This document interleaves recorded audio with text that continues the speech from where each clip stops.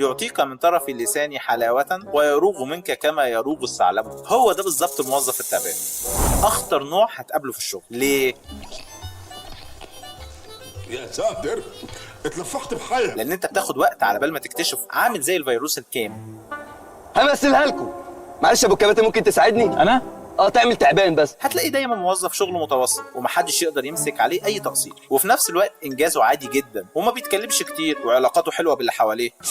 اوه ماي جاد، اتس بيج سنيك، وات اي ويل دو. علاقاته ممتازه بالمديرين وخاصه اصحاب القرارات، علشان كده بتلاقيه بيترقى بسرعه، فاهم مديرينه كويس، عارف مداخلهم، وشاطر قوي في حته دس السم في العسل، وبيعرف يطبل امتى. اتس بيج سنيك. قوي جدا في التنقل من شخصيه لشخصيه، العصفوره والمطبلاتي والخوازيق، بيتحرك بين الشخصيات دي بمرونه شديده، علشان كده ملوش ملك.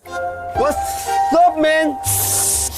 اصعب مرحله في التعامل معاه انك تكتشفه. اول ما تعدي المرحله دي انت كده تمام، لانك طبعا هتعرف تتعامل معاه ازاي. حذر شديد وتخلي بالك من كل كلمه بتتكلمها معاه، لانه طبعا هيعرف يستخدمها ازاي ضدك، ويا ريت تحافظ على علاقه متوازنه معاه. الحلو بقى لو عرفت تجنده في صفك، وده مش هيجي طبعا الا لو خلقت في الشغل بينكم مصالح مشتركه. كل ما تقدر تعمل معاه جمايل اعمل، حط اسمه معاك في اي انجاز وظبطه كويس كده. انت مش بس بتحيده ولا بتحجم تاثيره عنك، لا ده كمان ممكن يبقى خط دفاع ليك. Oh my god, it's really work!